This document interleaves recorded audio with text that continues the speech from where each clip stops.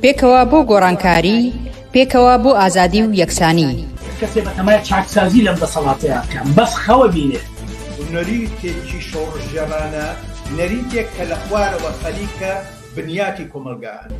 نەک هەر دەسەڵات ناتوانێت جا بە کێشەش ناباتەوە بەڕەک حتا بەڕێوەبەراتەکانی خۆشیان کەوتونەتە ژێر پرسیارەوانی. بۆ بیستنی بۆچوون و تێڕوانینی جیاواز و دژەباو، بۆ خستنە ڕووی دنگی مرۆیی و یەکسانی خوازی، بۆ ئەم سیستەمەکە 83 خوێندکار دێک بۆدا بخوێنێت.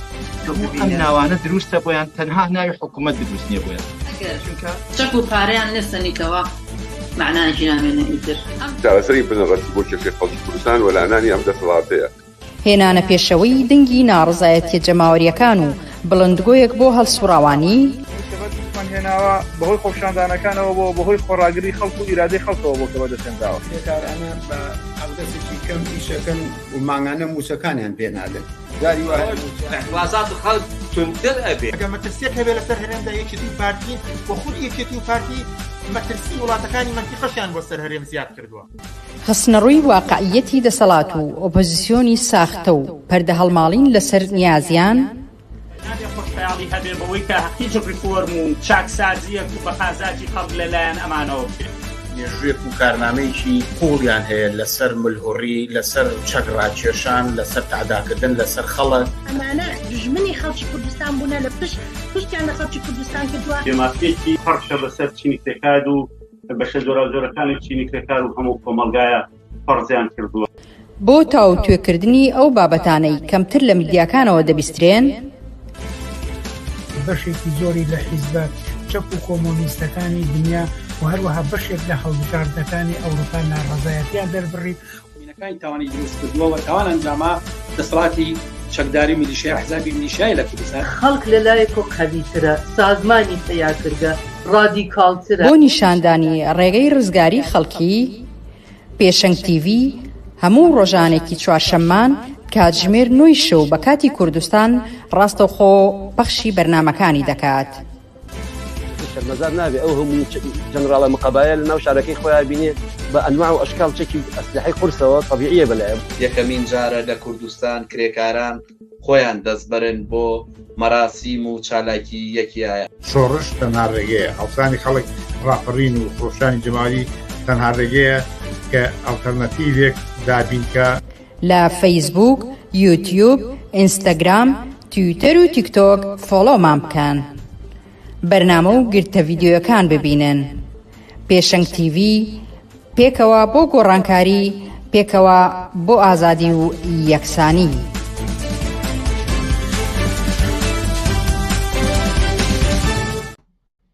ئێوارەتان باش بینەرانی عەزیزی پێشەنگ تیڤ. خۆشحاڵە من بنار مستەفا بۆ چوارشەمەیەکتر دێمەوەلاتان بۆ پێشکەشکردنی پەخشی ڕاستەوخۆی بەرنامەکانی پێشەنگ تیڤ. عزیزان بەرنامەکانی ئەمڕۆمان 22 ئایاری 2024 لا سێتەوە پێک هاتووە. سەرەتا سەبارەت بە بابەتی گەرمی ئەمڕۆی جیهان، کۆپتەرەکەی لە ئێران کەوتە خوارەوە سەر کۆماری ئەو وڵاتەی تێدا گیانی لە دەستداوە ئاهەنگێڕانی خەڵکی بەم بۆنەیەوە قسە و باسێکمان دەبێت. پاشان سەبارەت بە پرسی موچە و دواکەوتنی موچەی مانگی 4 جارێکی تر لە کوردستان وێڕای ئەو ڕێکەوتن و بەڵێنانی کە دراوە بەرنامەیەکی ترمان دەبێت و بڵاوکراوەی تەلەگرافی بەریتانی بابەتێکی لەسەر توندوتیژی بەرامبەر بە ژنانی کوردستان و ئاماری دڵتەزێن و مەترسیداری خۆسووتاندنی ژنان لە کوردستان بڵاو کردوێتەوە. لەم باڕێشەوە بەرنامەیەکی ترمان دەبێت. ئێوەش دەتوانن بە پرسیار و سەرنج و تێبینیەکانتان وەکو هەفتەکانی پێش و بەشداری بکەن و ئەو سەرنج و تێبینیانەی ئێوە بە دێڕێک بە کۆمنتێک ئەی خەنە ڕوو دەیخینە سەر شاشەکە و ئاراستەی میوانانی بەرنامەکانی دەکەین. لەگەڵمان بن بۆ بەرنامەکانی ئەمڕۆمان.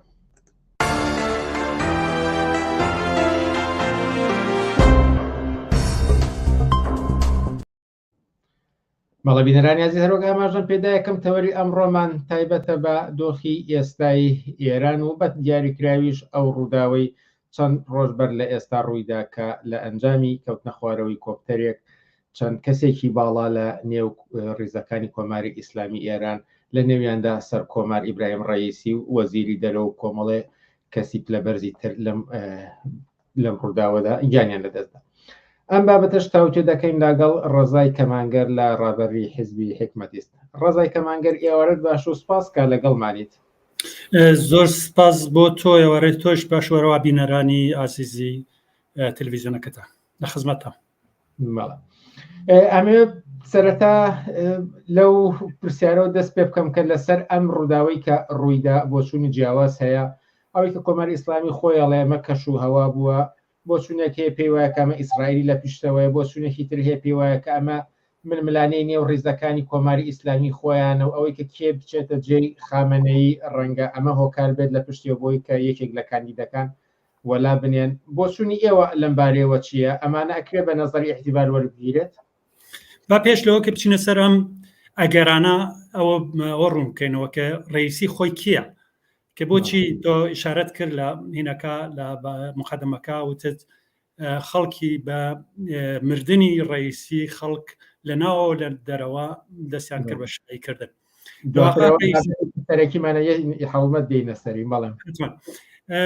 پێش لە هەر شتێ ڕئیسی یەکێک لە مۆهرە ئەسڵیەکانی حکوومەتی ئیسلامیە کە لە سەرەتای دامەزراندنیەوە کە لەو کاتا تەمەنی 20 ساڵ بوو چووە ناو دەستگای قەزاییەوە، بوو بە دادستانی کەرەج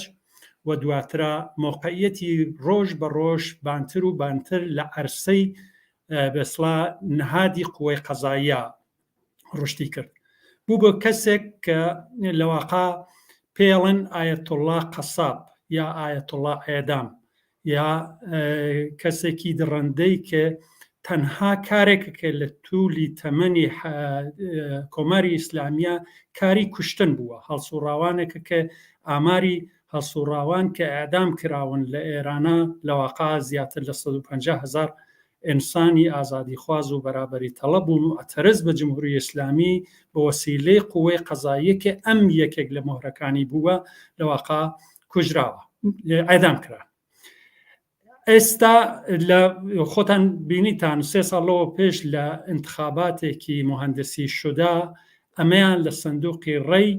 هێنایە دەرەوە بە عنوانی ڕئیس جمهورێک کە لە توولی تەمەنی جمهوری ئیسلامیە بێڕەونەقترین انتخابات بوو کە لەواقع شکلی گرت و ڕئیسی بوو بە ڕئیس جمهوری ئێران، بوو بە ڕئیس جمهوری کۆماری ئیسلامی. ئەوە دوای ئەوە ئێمە شاهدی ئەوە ئەترازاتە بوون کە بە ناوی شۆڕشی 1401 کە ژنان ڕۆڵێکی سەرەکی و ئەساسیان بوو کە لەژێر دەسەڵاتی ڕئیسیە دەستکرا بە سەرکوت و لەواقع کوشتار و ئەعدامکردنی تعدادێکی زۆر لە هەڵسوڕاوانی شۆڕشی 1401 سەراسەری ئێران.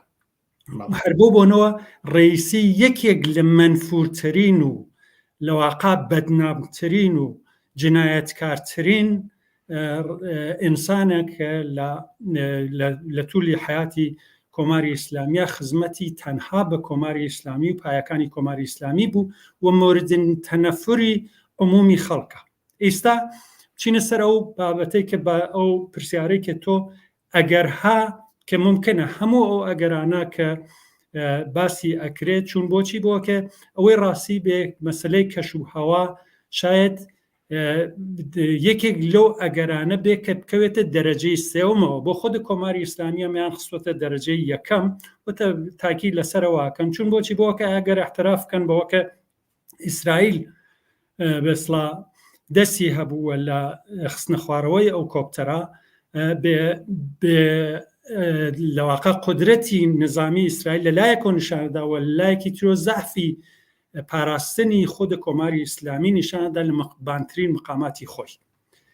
لە ئەمە ممکنە وەکو ئەگەرێک بێ ئەگەرێکی تری شەوەیە کە بێسڵا چی پێڵن بێسڵا کەش و هەوا کەوتم بە دەرەجەی سێومە ئەگەری تر مخالفەت ڕێزەکانی نێو کۆماری ئیسلامی ئەوەی کە کێسێ لە مقابل ئەوەیەوە ئەویش دەو باس دەکرێت کە مشتەبا خامنەیی کە کوڕی خامنەیە لەواقع یەکێک لە ئەگەرەکانە دوای مردنی خامنەیی ببێت بە ڕاهبەری کۆماری ئیسلامی و ئەیانەوێت لەو نەزەرەوە هیچ کەسێک وجودی نەبێ بۆ کە ئەو جێگەیە بگرێتەوە. ممکنە پرسیارەوە بوو بێ یا گومان ئەوە بکرێت کە ڕئیسی خۆی ئامادە کردوێت چون بۆچی بۆکە پێش لەوەکە هەتا وەختێک کە لە ڕئیسی قووەی قەزایی بوو یا حتا کاتێک کە ڕئیسی قودسی ئاستانی ڕەزەوی کە بەسڵا مرکزێکی اقتصادی زۆر گەورەیە کە ئیمام ڕەزای لەوێ و بەرحاڵ بووگە بە مرکزێکی اقتصادی بووە پایەیەکی اقتصادی بۆ کۆماری ئیسلامیە ئەو سەردەمی ڕئیسی ئەو نەهادەیش بوو و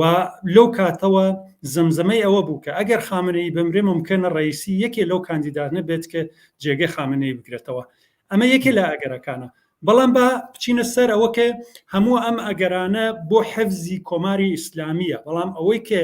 ئەگەرێکی تر کە بە بڕوای من کە ئەگەرێکی قەویترە ئەویشەوەیە کە بۆ خەڵکێکە کە لە توولی 44 ساڵی ڕابردووە ناڕازین بە کۆماری ئیسلامی و بۆ خەڵکێکە کە لە ساڵی بە تاریخی شەمسی لە 96ەوە دوای دەیمانی 96 و ئابانی 97 و دوایە شۆڕشی سەراسەری 1401 بۆ ئەو خەڵکە خۆیان بە دوای ئەگەرێکی ترە بوو. ئەو ئەگەرەیش سەرنگونی شۆڕشگەرانەی کۆماری ئیسلامیە لەم ئەگەرانەی کە مفەسرینی بێسڵا دنیا ئێستا باسی کوشتنی ڕئیسیەکەن ئەم ئەگەریان لە بەرچاو ناگرن کە بلاخرە ئەم شۆڕشە کە خوازیاری سەرنگونی کۆماری ئیسلامیە موقعیەتەکەی دوای مردنی ڕئیسی لەکوێ قەرارەگرێ و چە وەزایفێکە کە بێتە سەرشانیان لە معادڵەی مفەسرینی خارجی و ڕۆزنامە نگارهایەکە کە بەسڵا ئێمڕۆ ڕەسانەگەل پڕجەمعیەت هابەدەسیانەوە باسی لێ ناکەن. بەڵام لەو ئەو ئەگەرانەشێت لە شایی خەڵک لە خیابانەکانی تاران و شیراز و ئەسفەهان و تەبریز و زۆر شوێنی تر کە بۆ مردنی ئەم جەلادە لە واقع شاییان کرد ئەشێ ئەم ئەگەرەش لە بەرچاو بگرین کە بەرحاڵ کۆماری ئیسلامی تایە ئایا ئەتوانێت دەربچێت یانە پرسیارەکە کە ئەبێت لە داهاتووە بەسەری قسە بکەین. بینە سەر ئەو کاردانەوەی کە لە نێو خەڵکیدا هەبوو هەم لە ئێران هەم لە دەرەوەی ئێرانە شای و لۆغان بۆ گیان لە دەستدانی سەرکۆماری ئەو وڵاتە. ئەمە بابەتەکە ئەوەیە کە دروست ڕئیسی بووە لە ژیاندا نەماوە یاخود ئەوەیە کە یەکێک لە ڕابرانی کۆماری ئیسلامی لە ژیاندا نەماوە وا دەبینرێکە ئەم کۆماری ئیسلامیە بەرەو لاوازبوون دەڕوات و ئەوەی کە تۆڵی خەڵکی کردوێتەوە کە لە ساڵ و نیوی ڕابردوودا خرۆشانە مەیدان بۆ لە ناوبردنی ئەم دەسەڵاتە. مەسلەیەکی مەشهور هەیە کە ئاڵێ لە خرسێک مویە بکەنیتەوە نەعمەتە. جا لەوەکە جنایەتکارێک لە ناو ڕیزەکانی جنایەتکاری ترە حەسب بووە لە بین چووە خۆی بۆ خەڵک جێگەی خۆشحاڵیە. لەلایەکە خۆشحاڵی لەوەکە بالاخرە ئەم مۆرەیە کە یەکێ لە جنایەتکارترین مۆرەکانی حکوومەتی ئیسلامی بووە ئیتر نەماوە و لەلایەکی تریشەوە بالاخرە تاریخێکی پڕ لە جنایەتی هەبووە کە مردنی لەواقع ژیان ڕاحەتترەوەکە یان قابلە تەحمڵترە کات تا زمانێک کە خودە ڕئیسی لەسەر کار بووە دەستی لە خوێنی هەزاران و هەزاران گەنج و ژن و گەنج و بلاو و پیر و حتا لایەکی تریش لەباری ئابووری و ئەو زەختە ئابووریە کە لەسەر سفرەی خەڵکیش هەست ئامەڵێکی تری کارکردی ڕئیسی بووە کە خەڵک ناڕازین. جا هەر بۆ بۆنەوە هەرۆکە باسم کرد مویەک لە خرسێ بکەنیتەوە خۆی نەعمەتە لەواقع مردنی ڕئیسیش لەم کاتە نەعمەتە ممکنە بۆ هەنێ زۆرێک لە خەڵک لەواقع ئاواتیان ئەوە بوو بێت کە ڕئیسی ڕۆژێک دەستگیر بکرایە و محاکمە بکردای و بازجویی بکردیا و دوایە بە جرمی ئەو تاوانانەی کە لە توولی حیاتی کۆماری ئیسلامی ئەنجامی داوە بە سزای خۆی بگەیشتایە. بەڵام بەرحاڵ ئەو فرسەتە نەماوە، بەڵام هەرەوەکە لە ناو ئەم ڕیزە جنایەتکارانە یەکێکیان لێ حەسب بووە یان نەتەنها یەکێک خودە هەیەتەکەیشی کە لە بێنچووە لەواقع هاودەستی ڕئیسی و هاودەستی ئەم حکوومەتە جنایەتکارانە بووە کە 44 ساڵە بەسەر خەڵکی ئێران و شغڵیان تەنها جنایەت و کوشت و کوشتار و بڕون و زەختێنانە بۆ خەڵکی ئێران. ئەی ئەم گیان لە دەستدانی ڕئیسی چی ئاڵوگۆڕێک دەهێنێتە پێشەوە هەم لە نێو کۆماری ئیسلامی ئێراندا هەم لە نێو ناڕەزایەتی جەماوەری خەڵکدا کە خڕۆشانە جەماوەریەکە هێشتا لە یادمانە. بە بڕوای من ئەوەی کە بۆ ڕیزەکانی خودە حکوومەت لە 4 ساڵەوە پێشەوە لە تەلاشی یەکدەستکردنەوەی کۆماری ئیسلامیا بووێنە ئەو جناحانەی کە مخالفی ڕژیمی ئیسلامی بوون یان جناحەکانی ناوخۆی بوون حەسف کراون تا ئێستا. ئەمە یارمەتیەکی زیاترە کات بۆ کە بێدەغدەغەتر جناحی خامنەیی لەسەر حکوم بمێنێتەوە ئەو کارە ئەو نەخشانەکەی لەژێر دەستیایەتی عملیتری بکات. ئەمە لاواستر و بێهێزتر و منفورتر و بێ بنەمای کۆمەڵایەتی تر مەسلەیەکە کە هەر لە ئیستەوە زیاتر دەستی پێکرێت. لە ساڵی 96ەوە دەستی پێکرد بوو، یانە دروست لە ئەکرێ بڵێن لە 9 ساڵ پێش لە ئیستەوە ئەو پرۆسەیە کە کۆماری ئیسلامی پایگای جەماوەری لەدەستداوە و منفورە خەڵک هەر ڕۆژە ئاوات و ئارەزوویە تەلاشی بۆ سەرنگونی کۆماری ئیسلامیە ئەمە زیاتر بووە و ئیستەش بە حەسفی ڕئیسی بە بڕوای من موقعیەتیان لاواستر و لاواسترە بێت و پێشبینی ئەوە کردە کە ئەم نەڕەزایەتیانەکە لە قوڵایی کۆمەلگا وجودی هەیە زیاتر پەرەبستێنێ. هەرایسە لە ئێمە لەم شرایەتا کە شرایەتێکی زۆر خەفەقانە هەر ئەمڕۆ من خەبەرم بوو لە زۆرێک لە شارەکانە ئەو کەسانەکە شاییان کردگە ئەو کەسانەکە خۆشحاڵ بوون بە مەرگی ڕئیسی، ئەو کەسانەکە پۆستی ئینستاگرام و تلگرام و تویتەر و ئەوانیان ئەنجام داوە لە واقع تەزەکوریان وەرگرۆ تعدادێکی زۆریان دەستگیر کردووە، تعدادێکی زۆریان چووگن جەریمە کردووە و تعدادێکی زۆر لە سەفان بۆ کە بانگەشتیان کەن و تەزەکوریان پێ بدەن. بەڵام لە عین حاڵات ئەمە بینیت کە ئەو ناڕەزایەتیانە لە لایەکی تریشەوە احتساباتی کرێکاریمان هەیە کە لە کانەنەوتەکانە، لە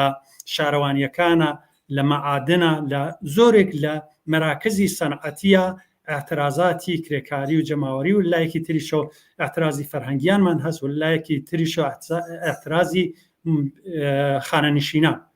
خانەنشینان کاتی وایە 3 ڕۆژ لە هەفتە لە خیابانان اعترازیان هەست بە ژیان و گوزەران و ڕاگەشتن پێیان و بارحاڵ دەستیان لەو ناڕزایەتیانەش هەڵ نەگرتووە.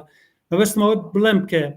مردنی ڕئیسی لە واقع اعترازەکان نەتەنیا کەم ناکاتەوە بەڵکو چون حکوومەت لاواسترە زەمینە بۆ اعترازی فراوانتر فراهەمەکە. لایەکی ترش حکوومەتی ئیسلامی لە توولی حیاتی 44 ساڵەی خۆیان لایەکیش لە توولی 9 ساڵەی ڕابردووە کە شۆڕشێک بۆ سەرنگونی ڕژیم لە ئارادا بووە لە واقع تەنها ئەبزارەکەی سەرکوت بووە، بەڵام ئەو سەرکوتە نەیتوانیوە ئەو دەنگی ناڕزایەتی خەڵکە لە واقع خەفە بکە یا لە بینی بەرە یا کەمی بکاتەوە. هیچ کام لەوانە موافق نەبووە لە ڕەغمەوە کە دەستگیری یەکجار زۆرە، یانێ بەندکراوان زۆرن ئەدام کە حکمی ئەدام و حکمی درێژخایەنی بەسەر بەندکراوانە دراوە زۆرە، بەڵام ئێرادەی خەڵک و ئێرادەی هەڵسوڕاوان و بزوتنەوە کۆمەڵایەتیەکان لە واقع لە مەدان دەرنەچوون و لەحزە شماریە کردێت بۆ تەقینەوەیەکی گەورەتر و بۆ فراهەمکردنی شرایەتێک کۆماری ئیسلامی سەرنگون بکرێت. ڕزای کەمانگەر لە ڕابەری حیزبی حکمەتیست، زۆر سپاس بۆم دەرفەتەی پێداین و لە بەرنامەکانی ئەم شەوی پێشنگ تیڤیدا ئامادەبوون. زۆر سپاس بۆ ئێوەش و هیوام سەرکەوتنتانە. زۆر سپاس. عزیزان، وچانێکی کورت و پاشان بەرنامەکانمان سەبارەت بە پرسی موچە لە کوردستان بەردەوام دەبێت. لاگەڵمان بمێنەوە.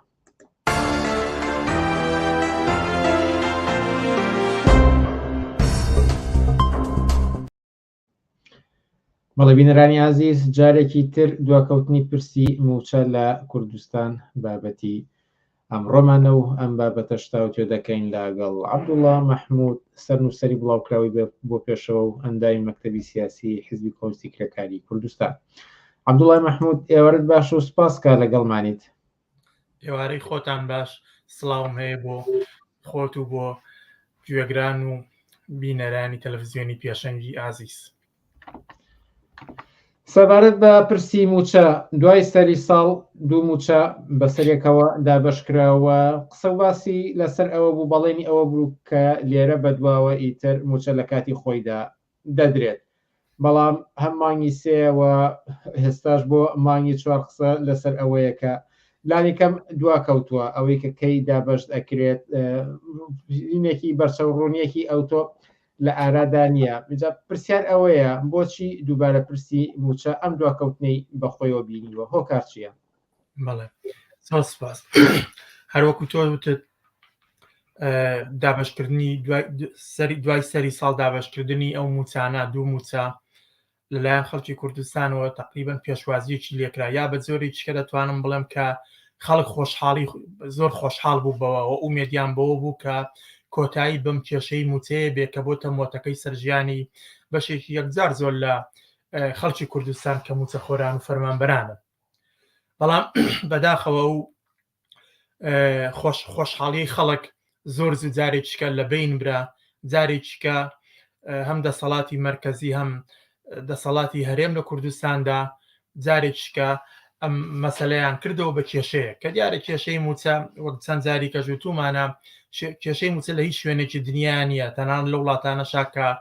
شەڕێکی یەکجار سەختی تێدایەوە وڵاتەکانیە بە گەورەترین کێشمە کێشدا دەڕۆن بۆ نمونە شوێنێکی وەکو سووریا کە نزیک بە لە 2011ەوە تا ئێستا زیاتر لە 12 ساڵ 13 ساڵە بەڵام ڕۆژێک مەسەلی پرسی موچە کێشەی تێ نەکەوتەوە وەرە زۆر شوێنێکی دنیاش بۆیە خودی ئەم باسە بەڕاستی زۆر جێگەی سەرنجە ینی لە وڵاتێکە خەڵکێک لە بەرامبەر کارێک کە دەیکا موچەی پێ نەدرێت بەداخەوە و خۆشحاڵی خەڵک کە بەرنامەی بۆیدا نابوو لاوان ئومێدیان هەبوو موچە خۆران ئومێدیان هەبوو چاوەڕێی ئەو بن کە ئەو قەرزەی کە لە ماوەی چەند ساڵی ڕابردوودا بەهۆی بڕینی موچە و دواکەوتنی موچە لە ژێری بوون هێوا شێواش بیدەنەوە حتا خودی بازار جوڵەیەکی گەورەی تێکەوت بوو ڕووخۆشی بە سەر و سیمای خەڵکەوە دیار بوو بەڵام بەداخەوە کە ئەمە کۆتایی پێهاتووە دیسان وەک تۆ وتت کێشەی موچە لە مانگی سێوە لە مانگی چواریش داوێ سەهر دیسان کێشەیە و بۆ ئایندەش هێشتا دیار نییە لەم وایە هۆکارەکەی چەند شتێکەیە هۆکارەکانی یەکێک لە هۆکارەکانی پێشەمەش لێ دەبێ بڵین کە چێ دەسەڵاتی بڕیاربەرست لە بەغدا چ دەسەڵات لە هەرێمدا هیچ شتێکیان جێگەی بڕوانیە هەموو شتەکانیان هەر فری و کاری و درۆیە ئەگەر نادوای ئەو هەموو بەڵێنانەی کەدایان لە سەرانی بەغداوە بگرەکە یەک بەیەکیان دەهاتن دەیانون لەمەوە دووە پرسی موچە کۆتایی هاتووە هەموو مانجێ موچەی موچە خۆرانی هەرێمی کوردستان دەچێتە سەر حسابەکان لەلایەن یەکێتی و سەرانی یەکێتی و پارتی حکوومەتەکەیانەوە بە هەمان شێوە کە دەیانوت پرسی موچە کۆتایی هات دیبلۆماسیەتی کوردی سەرکەوت جارێکیکە مەسەلەی موچە نابێتەوە بە کێشەوە موچە دەکرێت لەوەش زیاتر تەنانەت ئەوەیان وەکو دەستکەوتێک بە خەڵکی کوردستان دەفرۆشتەوە کە توانی بیانە و هەر لایەکیشیان بەلای خۆی داڕای دەکێشە ئەوانە یەکێتی دەیانگوتەوە بەرهەمی کاری کادرانی یەکێتیە لە بەغدا و ئەوانەی پارتی دەیانوت ئەوە بەرهەمی کاری سەرۆک و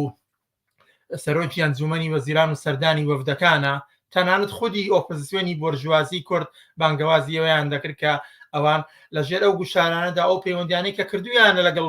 سوودانی بەرپرسانی بەغدا توانیویانە موچە بێنە بەڵام معلوم بوو کە هەموو ئەوانە جگە لە فری و کاریەک شتێکی کە نەبوو ئەمە مەسمە وەک خاڵێک باسیکەم خاڵێکیکەوە کە بڵێم ئەوەیە کە دەبێت واقعیت بزانین یەکێکیکە لە وەک هۆکارێک گەر باسی بکەم دەسەڵاتی بڕیاربەرست لە بەغدا ناتوانێت پرسی موچە و هیچ پرسێکیکە لە پەیوەند بە خەڵکی کوردستانەوە وەتەنان لە پەیوەند بە خەڵکی عێراقیشەوە بڕیار لێ بدات بۆ ناتوانێت بڕیاری لێ بدات بەو هۆکارە زۆر سادەیی کە ئەوەی کە خەریکە لە حکومەتدا بڕیار دەدا لەژێر گوشاری چەندین لایەنی سیاسیدایە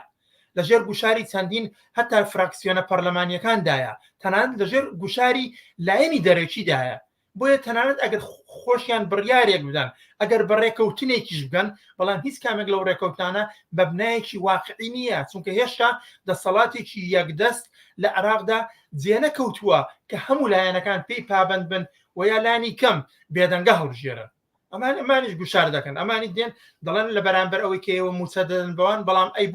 بۆ نمونە باسیەوە دەکەن ئەی بۆ هەرێم تا ئێستا نەوت ڕادست ناکە بۆ داهاتی ناو خۆت ڕادست ناکە بۆ مەسلەی سنوورەکان ناکە بۆ مەسلەی تا ئێستا بە قاچاق بردننی نەوت بۆ نمونە ئەمە ناکە و هەمووانە بەجیالەوەی لەگەڵ کۆمەڵی کێشەی سیاسیکە بۆیە یەکێک لە هەرە هۆکارە سەرچەکانەوەیە کە ئەم دەسەڵاتە لە بەغدا لە سەڵاتێک نییە بتوانێت بێگزاری هەموو شتێک بڕیار لێبدا بێ حساب بۆ لایەنەکانی کە بکە کە من پێم وایە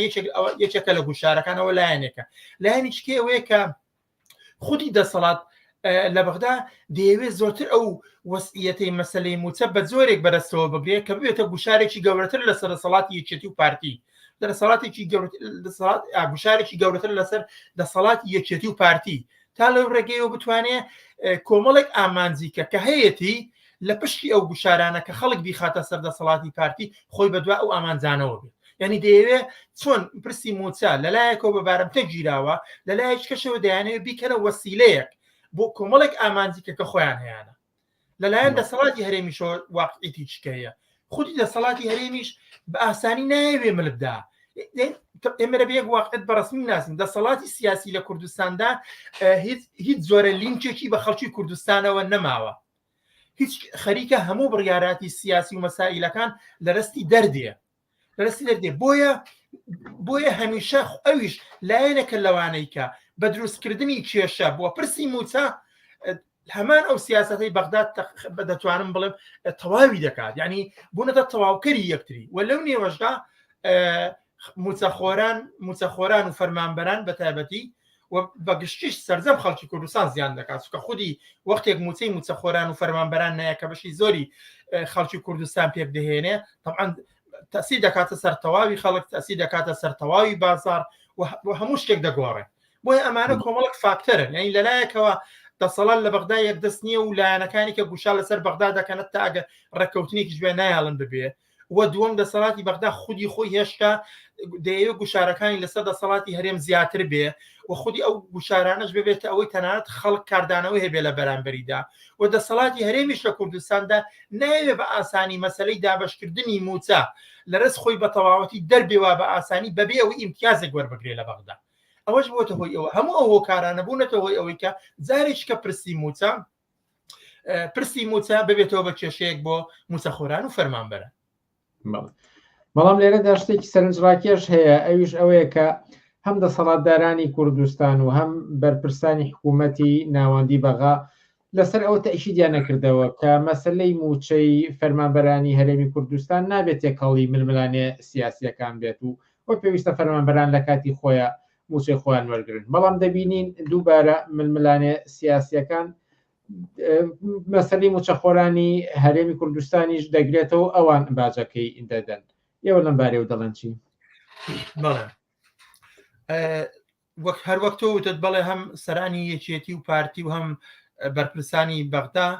ئەوەیان ڕاگەیان کە مەسلەی موچە کۆتایی هاتووە جارێک کە تێکەڵی ململانە سیاسیەکان ناکرێت بەڵام بەواقعی دەیبینین دیسان ئەمەشیان وا دەرنەچوو خودی ململانە سیاسیەکان جارێککە مەسلەی موچەی کردەوە مەسلەی موچەی کردەوە کێشێکی گەورە بۆ خەڵکی کوردستان بەشێکش ئەوەیە کە هیچ پرسێک لە ئێستای عراقدا بە بۆچوونی من لە پەیوەند بە کوردستانەوە هیچ پرسێکی بێپەیوەند بە سیاسەتەوە نییە هەموو ئەو پرسانە لە مەسائلی سیاسی هەڵپێکراون هەر بەو هۆیە هیچ کامێک لەوان هیچ کامێک لەو لایەنانە ناتوانن مەسلەی پرسی موچەوە هیچ مەسائلێکی کە بۆ من لە مەسلەی نەوتەوە لە مەسلەی سەرژمێریەوە لە مەسلەی هەڵبژاردنەوە تا دەگاتە مەسلەی موچەکە ئێستا باسی ئەم ڕۆمانە ناتوانن دووری خانەوە لە ململانەی سیاسی چونکە لە عراقی ئێستا بە دەورانێکی ڕاگوزەردا تێپەڕ دەکات بە دەورانێکدا تێپەڕ دەکات کە لەلایەکەوە دەسەڵاتی ناوەندی لە عراقدا دەیەوێ سەرجەم دەسەڵاتە لۆکاڵیەکان ملکەتی ژێر هەژمونی خۆی بکات ئەمە لایەنێکێتی دەیەوێت تا ڕەدەیەک هەموو ئەوانەی کە خەریکن ڕێگری دەکەن لە پرۆژەکانیان لە ڕێگەی گوشاریکەوە گوشاریان بخەنە سەر و زەختیان لێ بکەن و دەیانەوێ لەو ڕاستای ئەو ئامانزانش کە هەیەە کوردستان لە چوارچێوێکی دیاریکراودا بە عراقەوە بچێننەوە و خودی موچە یەکێکە لەو کەیسانەی کە دەتوانێت ببێتە مەبنایەک بە تایبەتیش کە ئێمە دەزانین لە خودی پرسی موچەدا ئەگەجاران بۆ نمونە کێشەکە و موچە هات و نەهات موچە هەفتەی داهاتووە خێتە سەر حساب و ناخێتە سەر حساب لە ئێستاتی کێشەی موچە شتێکی بۆ زیاد بۆ ویش مەسەلەی ململانەی نێوان بانقەکانە خۆتان دەزانن لەلایەکەوە دەسەڵاتی سیاسی هەرێم دەیەوێت لە ڕێگەی پرۆژەیەکەوە یار بانقێکەوە کە ناوی هەژماری منە موچە ئەگەر بەغداش دابەشی کرا بەڵام دایانەوێ بەغدا ئەو موچەیە بنێرێ بۆ بانقی هەژماری من و دواتر بانقی هەژماری من جارش کە بینێتەوە بۆ بانقە عراقیەکان لەوێ دابش بکرێتەوە تۆ تەماشاکە تەنانەت خودی مەسەلەی بانقەکان هاتووە و لەو لاشەوە بەغدا دەیەوێ ئەم کارە نەکە دەیەوێ ڕاستەوخۆ ئەوەی کە پێڵن تەوتین یا بانقە نیشتیمانیەکان بانقە مەرکەزیەکانی دەوڵەتی عراقی بێن پرسی موچە بەرنە پێشەوە ئەمە دیسان نەکەر مەسەلەی پرسی موچە بە سیاسی کراوە بەڵکە کەیسێکی کەش کراوە هێندراوەتە پێشەوە ململانەیەکی سیاسی کە لە مابینی نێوان ئەو دوو بانقانەدایە کە یەکێکیان سەر بەرەسەڵاتی مەرکەزیەکیان بەسەر بەرەسەڵاتی هەرێمە ئەمە وای کردو بۆیە من لام وایە خودی ئەوەی کە لە ئێستادا یەکێک لە هۆکارانێت کە کێشەیە بۆ ئەو مەسلەی موچەیە تەمان خۆمان هەمووان دەزانین کە کێشەی ئەوە نییە کە پارە نەبێت کێشەی ئەوە نییە کە داهات نەبیت کامێک لەوانە نیە ئەوەی کایە ئەسڵەکەی ئەوەیە کە بەغدا دەیەوێت بەو جۆرە دابەشیکە کە خۆی هەژمونی سیاسی خۆشی لەگەڵ دابشکردنی موچەکەدا دەرسە بێنە بەسەر خەڵکی کوردستاندا یا بەسەر دەسەڵاتی سیاسیدا دەسەڵاتی سیاسیش لە کوردستاندا وەکو کەیس دەیەوێت مەسەلەی موچە وەکو کەیسێکی سیاسی لە بەرامبەر بەغدا بەرەستەوە بگرێ لانی کەم وەکو بەرگریەک لە بەرامبەر ئەو هەموو هروژم و هجوومەی کە دەسەڵاتی ناوەند لە ڕێگەی دادگای فیدرالیەوە دەیخاتە سەر دەسەڵاتی سیاسی هەرێم بۆیە پرسی موچە ناتوانێت لە دۆخێکی ئاوادا کە بۆرژوازی لە عراقدا لەلایەک و بۆرژوازی کورد لەلایەکیکەوە لە ململانەیەکی دیاریکراودان لە چوارچێوەی شتێکە خۆیان پێی دەڵێن فیدرالیزمی قەومی موچە ناتوانێت پرسێکی سیاسی نەبێت و ناتوانێت ئەم پرسە ناتوانێت تەنها بە شێوەیەکی یەکلایانی بڕات کە خودی پرسی موچە خۆتان دەزانن پەیوەندە بە نەوت پەیوەندە بە غاز پەیوەندە بە کۆمەڵێک پرسیکە هەیە کە دیارە خۆی لە واقعدا نەدەبوو وابێت چونکە خۆ ئەگەر یەکێتی و پارتی وەرەسەڵاتی مەرکەزی بەدواب ئامانجی دیاریکراوی سیاسیەوە نین لەو بارەیەوە دەکرا ئەو کەیسانەی کە کەیسی سیاسین جیا بکرێتەوە لە کەیسی موچەخۆرانی هەرێم کە ژیان و گوزەرانی خەڵکی پێوە بەندە بەڵام ئەوەی کە معلومە لەلایەن هەردوو لاوە چ لەلایەن دەسەڵاتی بۆرژوازی لە عراقدا مەسەلەی ژیان و گوزەرانی خەڵک لە سەری عراق و کوردستاندا بۆی مەسەلە نییە وەنە لە سەڵاتی پارتی یەکێتیش مەسەلەی ژیان و گوزەرانی خەڵکیان بۆ مەسەلەیە ئەوەی کە بۆیان مەسەلەیە ئایا دەیانەوێت جارێکیکە لە فۆرمێکی نوێدا ئەوەی کە پێ دەڵێن فیدرالیزمی قەومی وەکو ڕێککەوتنێکی نێوان باڵەکانی بۆرژوازی لە عراقدا ڕێبکەون لەسەر زۆرێکیکە لە بودجەلانی کەم بۆ ساڵی داهاتوو زۆرێکیکە لە میزانی بۆ ساڵی داهاتوو زۆرێکیکە لە دابشکاری پۆستشتەکە کە دێتە پێشەوە بیکەنیان نا لەو چوارچێوەیەدا پرسی موچە بەو هەموو هۆکارانە کراوە بە پرسێکی سیاسی کراوە بە پرسێکی سیاسی و تا ئەمانەش یەکلا نەبێتەوە یا بە زۆرێکی کە بڵێم تا ئەو کاتەی بۆرژوازی ناسیۆنالیزمی کورد لەلایەک و دەسەڵاتی بۆرژوازی لە عراقدا بە ڕێککەوتنێک نەگەن لانیکەم ڕێککەوتنێکی کەمێک دوورمەودا نەگەن دیسان پرسی موچە هەر دەتوانێت ببێ هەر دەتوانێت مەسەلەی ڕێککەوتنە ئەوان گوایە ڕێککەوتنیان کرا و چەند جاریش ڕێککەوتنامە واژۆکراوە بەڵام یەکتری تۆمەتبارەکەن بەوەی کە پابندی ئەو ڕێککەوتنانە نابن کە ئەیکەن هەم هەرێم حکوومەتی ناوەندی تۆمەتبارەکە و هەم بە پێچەوانەشەوە لە ڕوانگەی تۆ کەم لایەن کە پابندی ڕێککەوتنەکان نابن تەمان هەردوو لایەن هەریەکان لایەک تاوانبار دەکە ئەوەن تاوەندەی بە یەکێتی و پارتی دەگەڕێتەوە هەموو ڕۆژێ ڕای دەگەیەنن کە ئەمان ئیلتیزاماتی خۆیان بەرامبەر بەغدا جێبەجێ کردووە داهاتی نانەوتیان نردووە داهاتی سنوورەکان دەنێرن مەسەلەی نەوتیان ڕادەست کردووە و هەر شتێک کە گوایە بەغدا داوای کردووە گوایە ئەمان کردویانە بەپێی ڕاگەاندنەکانی خۆیان و قسەی بەرپرسانی دەسەڵات بەرز لە هەرێمی کوردستاندا لە بەرامبەریشدا بەغدا بە هەمان شێوە لە زمانی بەرپرسەکانیان دەڵێن کە هەرێمی کوردستان تا ئێستا پابندی ڕادەستکردنی نەوت بە سۆمۆ نەبووە یان بە بەغدا نەبووە تا ئێستا داهاتەکانی ناوخۆی کوردستان کە داهاتی ناوخۆی بۆ نمونە وەکو باج و ڕسوماتە لەلایەک لەگەڵ داهاتی خاڵستنووری و گومرجیەکان تا ئێستا ئەوانیان ڕاڕست نەکردووە کە بەپێی گوایە بەپێی ڕێکەوتنێک کە هەیەە ئەبێ 150 داهاتی نانەوتیش ڕادەستکەن بەڵام ئەوان نەوتیان ڕادەست کردووە بە پێی قسەی ئەوان نەداهاتە نانەوتەکانیان ڕادەست کردووە بەجیا لەوانەش تەنانەت باس لەوە دەکەن کە ڕۆژانە هێشتا لە هەرێمی کوردستانەوە 320 هزار بەرمیل ڕۆژانە بە قاچاق دەفرۆشێ بە وڵاتەکانی ناوچەکە ینی هەردوو لا بەم لە یەکتر تۆمەتبار دەکەن کە ئەوە نیشان دەدا کە تەمان هەردوولایەن درۆ دەکەن دەتوانم بڵم هیچیان هەردوولایەن ڕاست ناکەن هەتا ئەگەر ئەو ململانەیانە لە پەیوەند بەوەشەکە خۆیان باسی دەکەن کامیان ڕاستیان ڕاستنی واست لەوەش بێنین بەڵام کەسێک کە کار دەکات ڕۆژانە و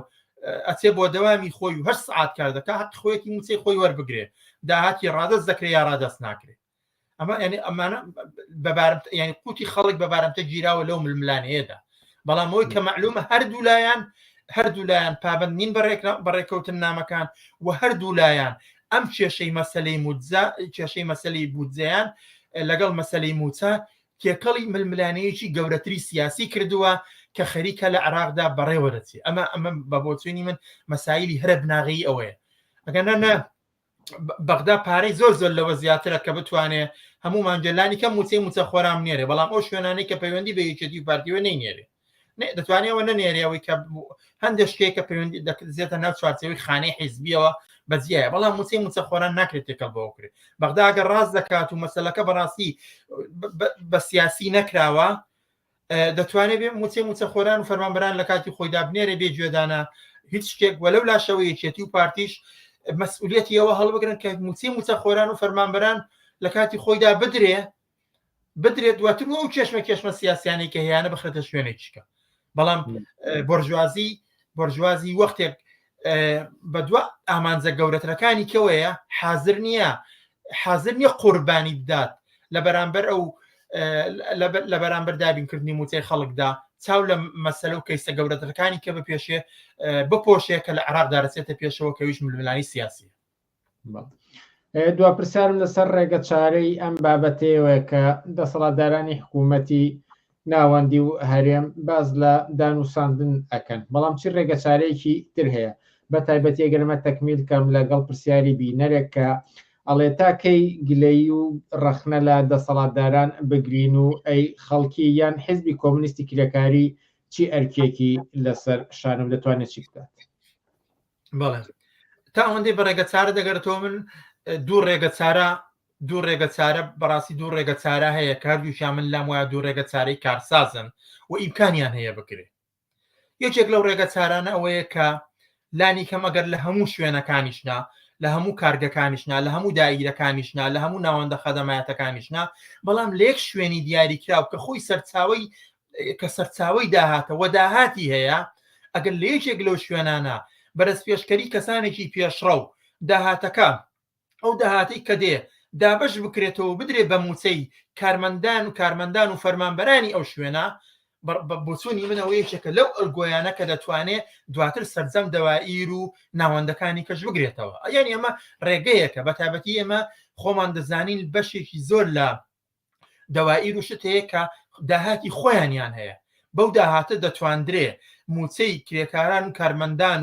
و هەر پێداویستی شکەکە ئەو دائیرەیە بۆ بەڕۆچوونی خۆی پێویستی پێێتی لەبەر دەستیەتی بۆیە ئەمە یەکێکە لەو ڕێگەیانەی کە بەڕاستی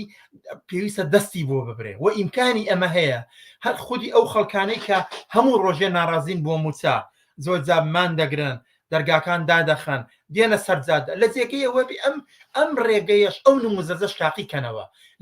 لە 5 مانجی پێشەش مانجی ڕابردوودا ئێمە بینیمان بزوتنەوەیەکی ناڕزێتی فراوان لەسەر شەقامەکان بوو ئەو بزوتنەوەی ئەبێت جارێکی کە بەتابەتی هەڵسوراوان و بەشی پێشڕەوی بێندەست بۆ ئەلگۆیە بەرن لەو شوێنانەی کە ئیمکانی هەیە داهاتی ئەو شوێنانە بۆ خۆیان و بۆ موچەی کرێکاران و کارمەندانی ئەو شوێنە بەرەستەوە بگرن و لە هەر شوێنە کە ئیمکانی هەیە ئەگەر لە دە شوێنی ئیمکانی هەیە لە دە شوێن ئەگەر لە یەک شوێن هەیە لە یەک شوێن دەکرێم کارە بکرێم پێم وایە مە ڕێگە چارەیەکە و دەکرێت وەکو بکرێت بە واقع و دابستە پێندرێ. ڕێگە چارەی دووەمەوەیە کە بە ئەزمون نیشانی داوەکە یەکێتی و پارتی لە هەموو ئەو دانیشتن و دانوستانانی کە لەگەڵ بەغدا دەیکەن نوێنەرایەتی خەڵک نوێنەرایەتی موچەخۆران ناکەن، نوێنەرایەتی فەرمانبەران ناکەن و هەر وەکو چۆن نوێنەرایەتی هیچ پرسێ چکەی خەڵکی کوردستانیش ناکەن. بەڵام لانی کە مەسا باسەکەمان باسی موچەیە. تەبعاً ئەوە چەندین ساڵە ئەم پرسی مەسەلەی موچەیە هەر هەیە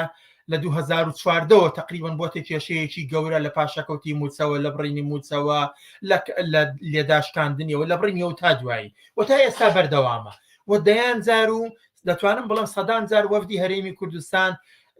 یەکێتی و پارتی بەجیاب یا بە ئەوەی کە پێڵم وەفدی حکومی چوون بۆ بەغدا هەموو جاری هاتون و دیسان بە شوێنێک نەگەیشت. ئەمە لایەنێکی خودی خەڵکی کوردستانی دەزانن کە یەکێتی و پارتی بەرژەوەندی خەڵکیان ناوێت. کەواتە ڕێگە چارەی دووەمەوەیە کە بەڕاستی یەکێتی و پارتی نوێنەرایەتی خەڵکی کوردستان ناکەن و خەڵکی کوردستان نەفرەتی لێو دەسەڵاتە وەختی نەفرەتی لەو دەسەڵاتەوەی کەواتە وەفدەکانیشی شەرعیەتیان نییە، وەفدەکانیشی نوێنەرایەتی خەڵک ناکەن. ڕێگەی ئەوەیە کە هەڵسوڕاوان و لە نێو بزنەوەی ناڕەزایەتی مامۆستایان و فەرمانبەراندا خەڵکێک پێک بێ و هەڵبژێردرێن وەکو نوێنەر بچن ئەمان لەگەڵ بەغدا تەرەف بن. ئەمەش ڕێگەی چکەیە، یعنی ئەوەی کە یەکێتی و بەغدا بێپرس بە مامۆستایان و موچەخۆران و فەرمانبەران بۆ کۆمەڵێک ئامانجی دیاریکرابی خۆیان وەفد پێک دەهێن و دەچنە بەغدا و کێشەکە چارەسەر ناکرێت. کاتی و هاتووە خەڵک و هەڵسوڕاوان لە نێو مامۆستایان و فەرمانبەران و هەمووانەی کە موچەخۆرن کەسانێک هەڵژێرن ئەوانە بچن یەخەیدام و دەستگاکانی دەسەڵاتی ناوەندی لە بەغدا بگرن و داوایان لێ بکەن کە دانووسان لەگەڵ ئەوان بکەن ئەمان ببنن وەکو نوێنەری مامۆستایان و فەرمانبەران دەربکەون لەوێ. پێم وایە ئەمە ڕێگەی چکەی، یعنی ئەو دوو ڕێگەیە من پێم وایە دوو ڕێگەی کارسازە و ئیمکانی ئەوەی هەیە بکرێ بەڕاستی. یەکێکیان ئەوەی کەوتم لەو شوێنانە دەستی بەسەردا بگرن و موچە هەیە خۆیان دابەشی کەن و موچەی فەرمانبەران بن. دووەمیش ئەوەیە کە تەواو هیچی کە چاوەڕێی ئەوە نەبن یەکێتی و پارتی و وەفدەکانیان بچن لە بەغدا چارەسەری موچەیە هەر کێشەیەکی کە بکەن. لە جێگەی ئەوە ئەبێ خەڵکی دڵسۆز و هەڵسوڕا و ڕاهبەرانی خودی ناڕزایەتی مامۆستایان و فەرمانبەران کە 6 مانگ لەسەر ئەو جات دەبوون لەگەڵ کەسانێکی دڵسۆزی کە بچن یەخەی دەسەڵاتی بەغدا ببن و ببن بە نوێنەری خواستەکانی مامۆستایان و موچەخۆران. من پێم وایە ئەمە دوو ڕێگای زۆر ئاسانە و خودی ئەو دوو ڕێگەیەش بۆ وەڵامی ئەو پرسیارەی ئەو بەڕێزەکردی ئەوە تەرهیەمەیە کە خەڵک خۆی ئیرادە بکە، خەڵک خۆی دەستبەرێ بۆ ئەمە چاوەڕوانی لە یەکێتی و پارتی بە شوێنێکت ناگەیەنێ وەکو لە زیاتر لە 3 دەهەی ڕابردوودا نەیانتوانی وە کارێ بکەن و لەو 30 ساڵەشدا ڕۆژ بە ڕۆژ مەعلومتر بووە. ئەمڕۆ خەڵک هیچ کەسێک متمانەیەکی بە یەکێتی و پارتی نەماوە تا متمانەی بۆ وەفدەکانی هەبێ لە ڕێگەی وەفدی خەڵک. پێم وایە ئەم دوو ڕێگەی ممکنن و ئێمە وەک حزبی کۆمونیستی کرێکاری کوردستانیش لە یەکەمین ڕۆژی خۆپیشاندان و ناڕزایەتیانەوە کە بووە چ ئەو خۆپیشاندانەی لە نێو کۆڕ و کۆمەڵ و لە نێو ماڵەکاندا بووە تا دەگاتە ئەو خۆپیشاند و ناڕزایەتیان لەسەر شەقامەکان 5 مانگ درێژەی کێشە ئێمە هەموو ڕۆژێ لە پشتیان بووین، لە پشت داخوازیەکانیان بووین، هەوڵماندا بۆ چوونی خۆمان سیاسەتی خۆمان ڕێگەچاری خۆمان بخەینە ڕوو و خودی ئەم تەلەڤیزیۆنی پێشەنگ و ڕادیۆ پێشەنگیش بە هەمان شێوە هەوڵی داوە ڕێنوێنی خۆی و تەرحی خۆی بەرێتە پێشەوە. ئەوەی دەمێنێتەوە پەیوەندی بەوەیە کە ئێمە لە هەوڵی خۆمان بەردەوامین ئەوەیە کە هەڵسوڕاوانی بزوتنەوەی ناڕزایەتی جەماوەری بەتابەتی مامۆستایان و فەرمانبەرانیش زۆرتر ئەو شتانەی ئێمە بە نەزەری ئەعتیبار وەربگرن و بەرەستیەوە بگرن باوانەی ئێمەش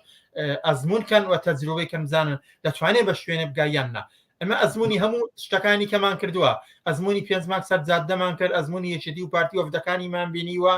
ئەزمموی ئۆپۆزیسیۆنی بۆرژوازیمان بینیوە کە هەموو ڕۆژێ خەریکن بانگەشەی زلزل دەکەن، هەموو ئەوانەمان بینیوە.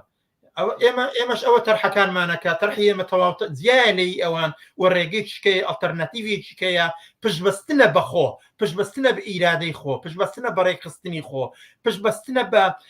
هەڵبژاردننی نوێنەران لە خوارەوە خۆ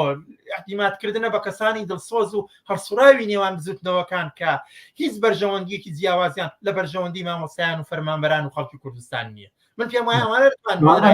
ئەمەش هەرچەنەوتم دو پرسیار بەڵام سەرنجێک هاتووە کە زۆر جاری تریش ئەمە دەوترێتەوە ئەمێ زۆر بە کورتی چونکە کاتمان کەم لە بەردەستا ماوە دەڵێ خەڵک خۆی گەندەڵە ئەم قسەیە زۆر ئەکرێ ئەم ئیدعاە دەمەوێت بۆچوونی ئەوە لەم بارەوە بیستن چەندێ هاوڕان لەسەر ئەمە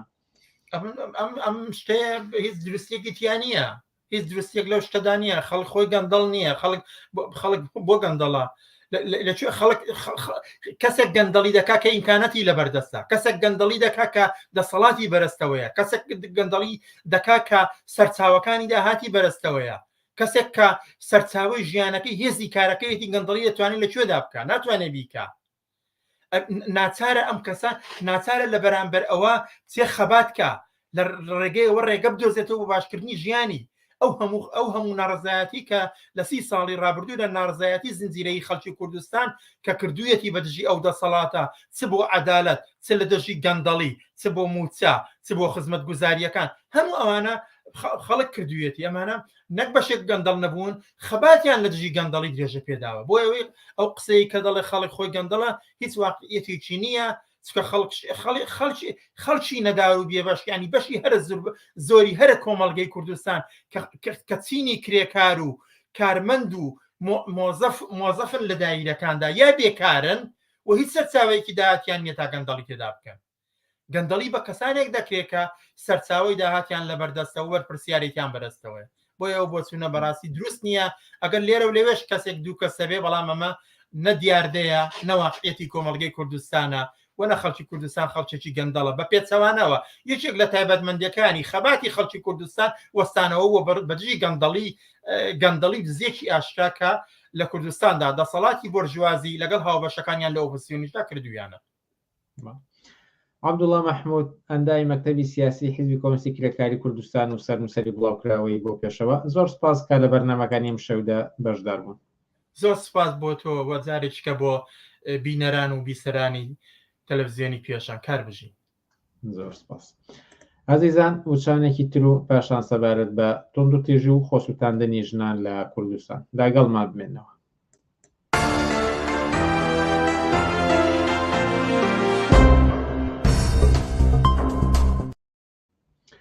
بەڵێ بینەرانی ئازیز سیانزەی ئەم مانگە ڕۆژنامەی دە تەلەگرافی بەریتانی بابەتێکی لەسەر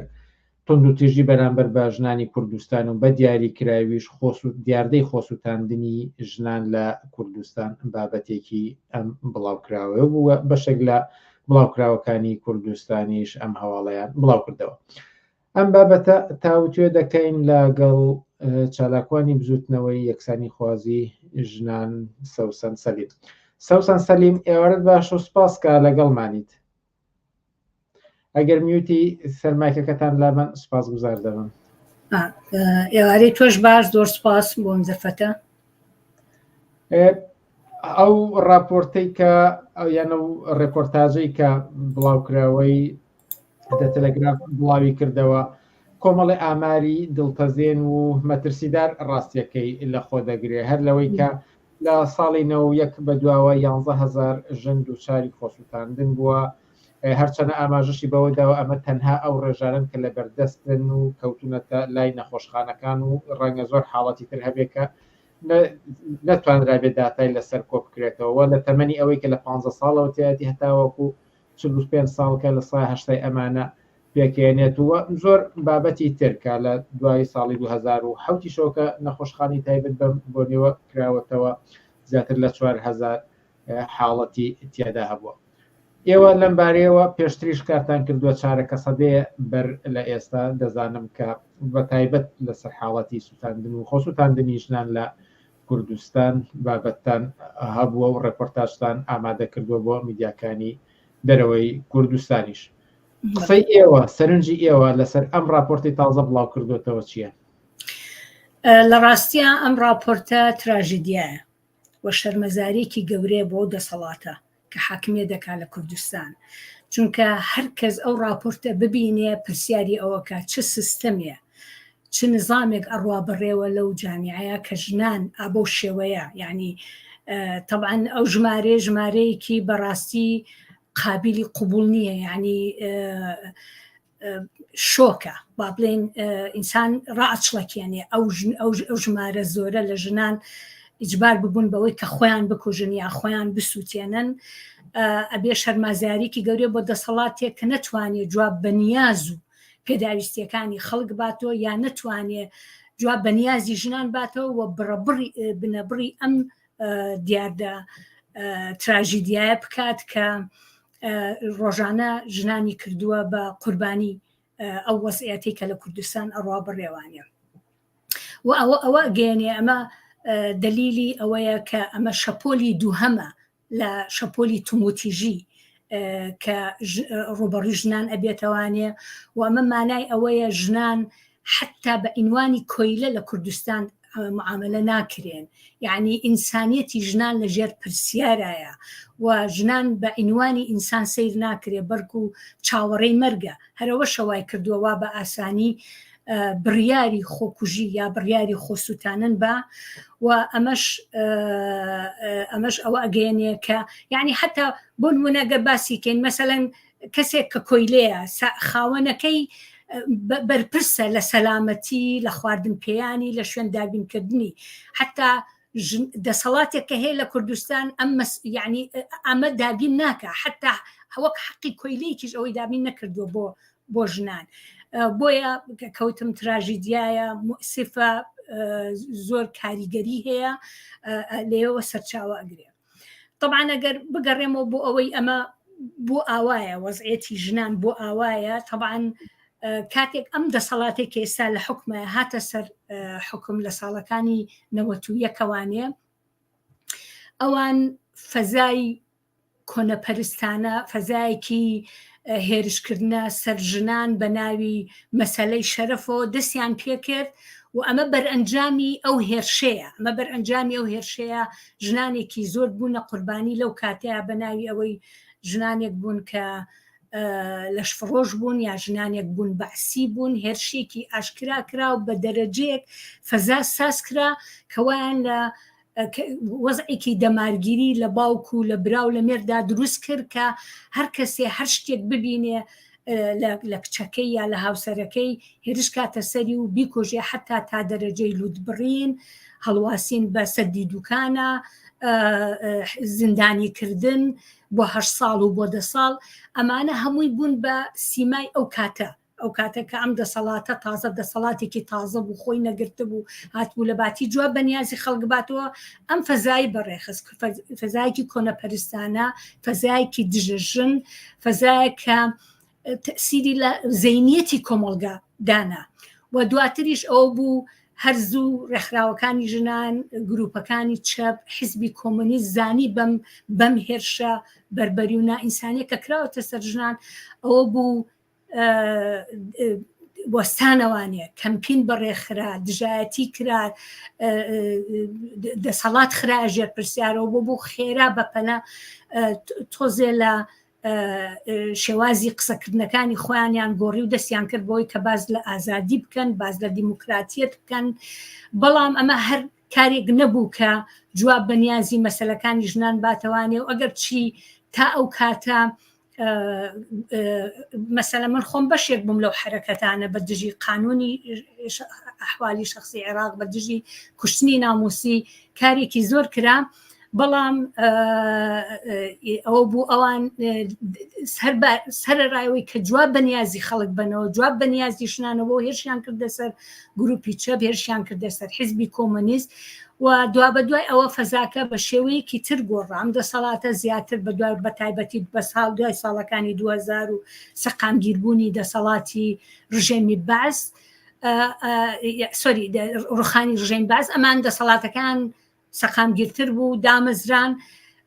ئەو کاتژ لە باتی زیاتر جواب بە نیازی ژنان یا خەڵک بنەوانێ بە پێچوانەوە هیچ لەو معادلەی کە کرا ئەوە بوو مەسەلەی شریعەتیان هێناکردیان بە بناغی یاسا و دەستور و لە کوردستان و هیچ جوابێکیان نەبوو بۆ ماف و پێداویستیەکانی ژنان و بۆیە ژنان لەو نێوەیە بەڕاستی هیچی بۆ نەما یعنی لە هەموو بوارەکانەوە هێرشێکی ئاشکرا بۆ سەر ژبواری شخصی لە بواری ئیجتیماعی لە بواری ئابووری مەسەلەن لە فەزای کارکردن لە فەزای تێکەڵابوون زەواج تەلاق ئافرەت یعنی ژنان هیچ شتێکیان بۆ نەما ئەوە نەبێت کە لە ئەنجامی ئەو هەموو زەخت و فشارە دەرەکیە خۆکوشتن ببێتە شەپۆلی دووهەم. ئەگەر چی ئێستاکە ئەتوانین بڵێن کوشتن کەم بۆوە، بەڵام شەپۆلی دووهەم ئەمە یەکەوتم شەپۆلی دووەم بە شێوازێکی تر کە یەخەی ژنانی گرت بەرئەنجامی ئەوەی کە دەستی بە هیچ ماف و ئازادێکی خۆیان نەئەگەیشت، بەرئەنجامی ڕوبەڕووبوونەوەی بەرامبەر بە پیاو سالاری و کۆنەپەرستی ئەم شەپۆلی خۆکوژیە دەستی پێکرد کە نەتیجە ئەوەی کە هیچ بوارێکی نەبوو لەو توموتیژی و لەو هەموو زەخت و فشاری کە لەسەریتی بێتە دەرەوە ئەم شێوازەی لە خۆ ڕزگارکردن هەڵبژار. ئەمەیە کە من ینی شتەکان ئاوایەت بەم شێوەیە هاتووە ئێستا مەسەلەی کوشتنی ناموسی مەسەلەیەکی زۆر بەربڵاوە لە کوردستانە و بەڕاستی جێگەی تەئەسوفە و هیوادارم ئەم شتە لەوە زیاتر درێژە نەکێشێ. بڵێ ئەوەی ئێوە دەچنە سەری ئاماژە بە ڕووداوەکان دەکەن زیاتر 30 ساڵ بەر لە ئێستا، بەڵام بۆچی تاوەکو ئێستا ئەمە ینی لانی کەم نەبووتەوە ڕێی پێ نەگیراوە؟ وەکو بینەرێکی لێرەدا دەڵێت کە دیارە لە کۆنەوە لە کوردستانە دیاردەی خۆسووتاندن و خۆکوشتن هەبووە، بەڵام لە ساڵی 91 بەدواوە دەسەڵاتداران بە کارێکە دەسەڵاتداران کردویانە ڕەنگە ئەمە زیادی کرد بێت تا ئێستاش کە ژنان دەستیان بچێتە خۆیانەوە. بۆچی ئەم دیاردەی هێندە بەربڵاوە و ڕێی پێ نەگیراوە؟ ئەزان چی لەگەڵ ڕێزم بۆ پرسیارە من خۆم خەڵکی ئەو وڵاتم و ئاگداری زۆر حەوادیس بووم. دیاردەی خۆ کوشتن یا خۆ سووتاندن زۆر نەبووە، یعنی لێرە و لەوێ پێش هاتنی ئەم دەسەڵاتە لەوانەیە دانەیە دوان ئەگەر ئەویش بوو بیستایە، یعنی دیاردە نەبووە. دیاردن ئێسامە دیاردەیە، ئەمە ڕۆژانە ڕوو ئەیات. ئەمانە نەتیجێ ئەوەی کە ژنان هیچ منفەزێکی تری نییە جگە لە مەرگ ئاواهیە. ئەگین جاران وانە بووە، بەڵام ئەوەی کە ئەوەی ئێستا ئەم دیاردێ دووبارە بێتەوە ڕەبتی بە دەسەڵاتەوە هەیە، یعنی دەسەڵات خۆی وەک شێوەیەکی سیستەماتیک وە بە هەموو ئەو ئەحزابانی تریش کە خۆیان بە حیزبی ئۆپۆزیسیۆن وەکوونەوەی نیوە وەکو گۆڕان بە هەمویان قبولیان کردووە کە یعنی شریعەتی ئیسلام بۆتە بنەما دیموکراتیەکەیان، بۆتە بنەمایان، و ئەمە وای کردووە کە باڵادەستی خێزان بەسەر ژیانی خەڵکە، باڵادەستی کۆنەپەرستی، باڵادەستی مەلا و گروپە ئیسلامیەکان بەسەر ژیانی خەڵکە. یعنی تۆ ئەگەر بین بە وردی سەیریکەین لە مافە شخصیەکانەوە، لە زەواجەوە، لە تەلاقەوانە، لە تێکەڵاوبوونەوە، لە هاتوو چۆکردنەوە، لە شێوازی جلوبەرگ پۆشینە، هەمووی شریعەت دەستی تێخستووە. هەمووی ئەو تا هەموو ڕۆژانە نییە نەڵێن ئەوەنە ژن حیجاب کران، یعنی جژنیان بۆ ئەکەن، حەفلیان بۆ ئەکەن، ئاهەنگیان بۆ ئەگێڕن. بە هەر حاڵ شریعەتی ئیسلام دەستی خستوەتە هەموو شتێکی ژنانەوە لە مافە شخصیەکانیە تا ئەگاتە بوارەکانی تر، مەگەڵ کەم بوونەوەی مەلاکانیان وت ئەبێ شوێنی ژن و پیاو لە دائیرەکانە جیا بکرێتەوە، شوێنی ژن و پیاو لە زانکۆکانە جیا، ئەوە خۆی بانگەشەیە بۆ ئەوەی ژنان بنێر لە ماڵەوە. ئەگەن بانگەشە نیە بۆ هیچ شتێکی تر، بۆ ئەوە نییە ئەگەن ژن شخصیەتی خۆی هەیە، خۆی ئەزانێت چیەکە، ترسی لە پیاو نییە، بەڵام کە ئەڵێ بڕۆرە ماڵەوانێ بۆ ئەوەیە هین بۆیە گیانەکەینەوە بۆی ژنان بڕاتە ماڵەوە، جێتەنگیان پێ دروست دەکەن، مافەکانیان لە چوارچێوە ئەیەن نایهێڵن لە بواری اقتصادیە، لە بواری کارکردنە، لە بواری سیاسیە، حتا لە بواری سیاسیە دیکۆرن. ژنان دیکۆرە لەو کۆمەڵگەیە، هیچی تر هیچ دەسەڵاتێکیان نییە. ئەبێت طبق الأصل ئەو قسەیە بکەن کە پیان ئەوترێ بیکەن، ئەبێ بچەن حتا چاواشەکاری خەڵک بکەن، چاواشەکاری ژنان بکەن، ئەبێت درۆ لەگەڵ خۆیانە بکەن. ئەمە واقعەتی ئەو ژنانە. لەبەرەوە مەسەن پیاوێک دەتوانێت بێوێ بڕە بۆ هەر شوێ لەم سەر بۆ ئەو سەری کوردستان لە هەج و تێلە لە هەر شوێنێ لا بە پێویستی بەوە نیە هەوی ژنەکەی پیشان بە، بەڵام چ ژنێک ئەتوانێت بڕە بۆی هەر ئوتێلێک و شەو بتوانێت بمێنێتەوە ئەگەر هەوی مرد یا باوک یا برای پێ نەبێت. مەسەلەن لە مەسەلەی زەواج و تەلاقە خێزان قەرارەیە، کۆمەلگا قەرارەیە، ئەسان ژن چەند ئەو ژنانی کە خۆیان لە سووتێن چێن زۆری ئەو گەنجانە کە خۆیان سووتان و ئەوانە کە بە زۆر ئەیانێ خێزانەکەی بیا بە شوو بە کەسێک کە خۆی بەدڵی نییە یا لەسەر ئەوەی جلێکی بە نوعێ پۆشیوە یا لەسەر ئەوەی یعنی یان خەنە ژێر فشارەوانە ناچار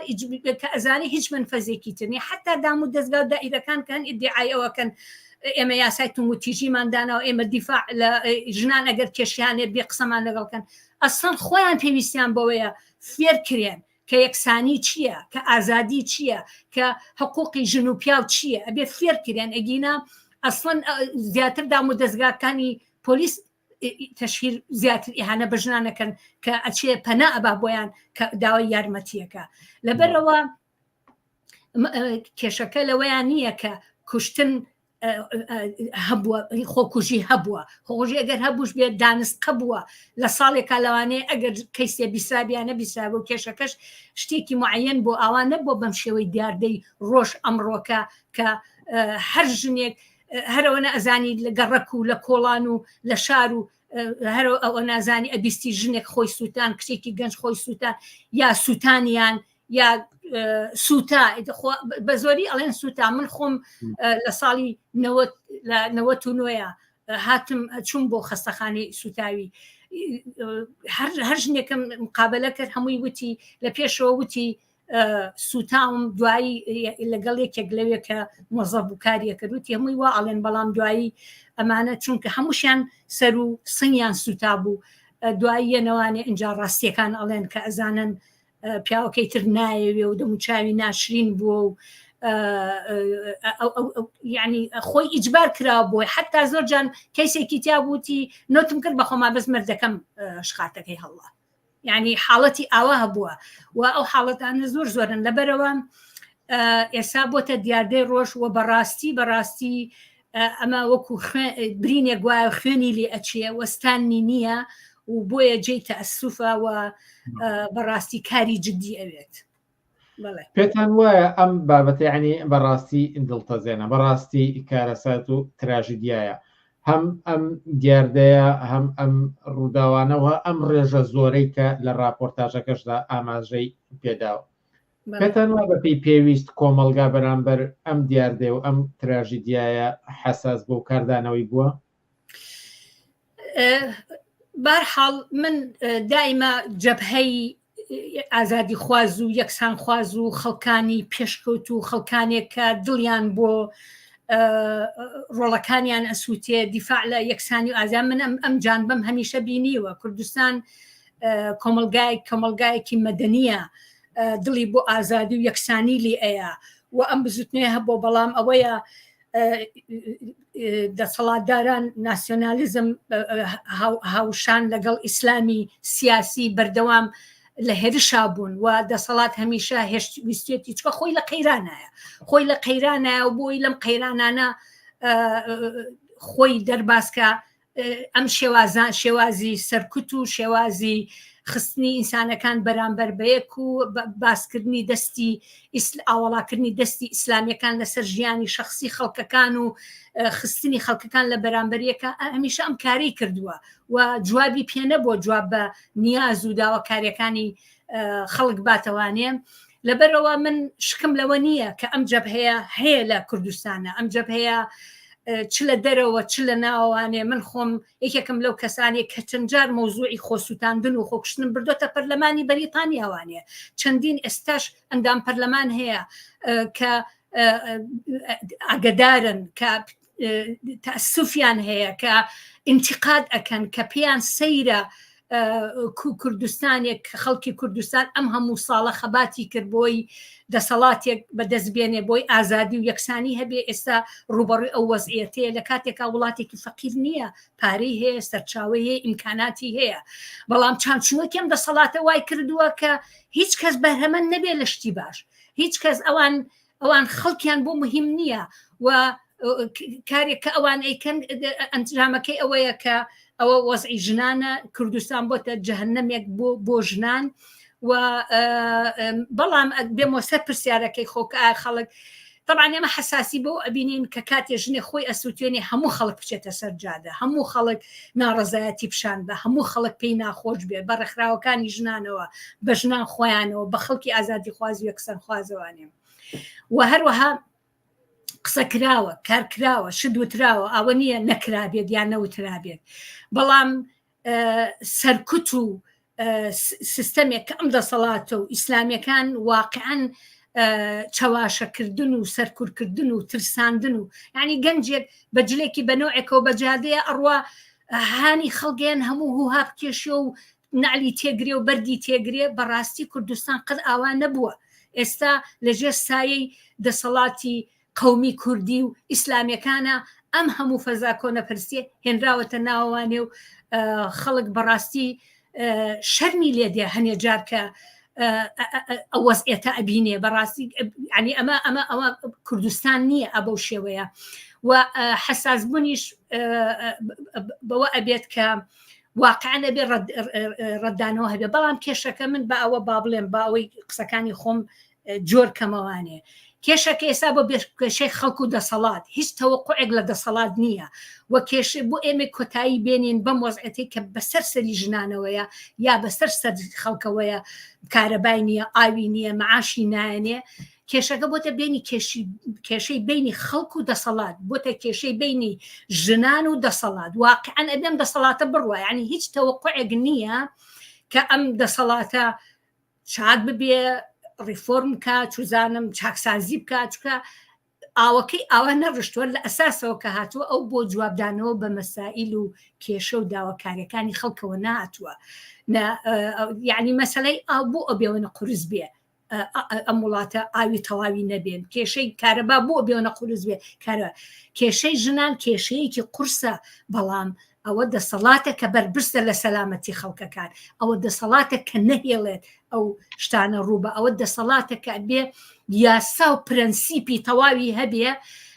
کە نەهێڵێ ئەو دیاردانە ڕووباتەوە، ئەبێ یاسای تومی هەبێ. لە وڵاتە ئەگەر کە راپۆرتی ئاوا ئەیەن چەند ژن کوژراوە لە ساڵێکە یان چەند حاڵەتی کوشتنی ناموسی بووە، باوەڕکە ڕێکخراوەکانی ژنان خەریکن دەستەکەن بە چاوی پۆلیسە، پۆلیس خەریکە هەناسەی بۆ نایە، خەریکە ئەخنتیە چکە ئەزانێ شەرمەزاریە کەشتی ئاوا ڕوئە لە وڵاتەیە لە کاتێکا تۆ لەباری قانونیەوانێ یەکسان ژن و پیا یەکسانەوە بێ، حرمەتی ژن و پیا وەک یەک پارێزراو بێ. بەڵام لە کوردستانە ئێمە ئەمەمان نییە، یاسای یەکسانیمان نییە، یاسای هیچ شتێکمان نییە کە دیفاع لە ئازادیەکانی ژنان و پیاوان بکە. لەبەرەوە کێشەکە بۆتە کێشەی بینی خەڵک و دەسەڵات و ئەم تەنها ڕێگەیەک بۆی ئەم هەموو شتە کۆتایی پێبێ بە ڕۆشنی ئەم دەسەڵاتەیە و سازبوونە لەو جەبهەی ئەترازەی کە بە دژی دەسەڵاتە، چکە دەسەڵات تا ئێستا ئەوە چەند وە 30 و چەند ساڵ جوابێکی نە بە کوشتنی ناموسیاتۆ نەجوابێکی ئەگەش هەنێ ئاڵوگۆڕیشی کردبێ لە قەوانینە و ئێمەش دژی توم و تیژین و لە مانگی هەفتەی ڕوبەڕووبوونەوەیە ئەوانی ژێن مەراسیمەکەن و چەندین ڕێکخراوی ژنان دروست بووە لە پاڵخۆیانە کە کو ئەبنەوانێ و باز لە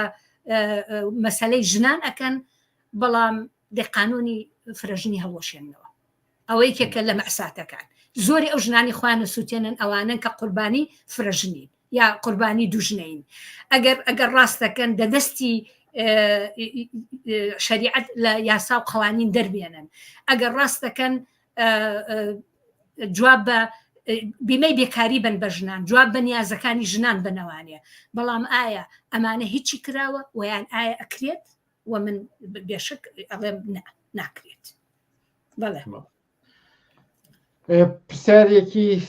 زۆرە، بەڵام ئەو کاتەکەمی کە ماوە ئەیخەم اختیاری خۆتان لە پەیوەند بەم بابەتەوە ئەگەر قسەیەک ما بێ بتانێ بە کورتی بیڵێن فەرموون. بەڵێ من وتم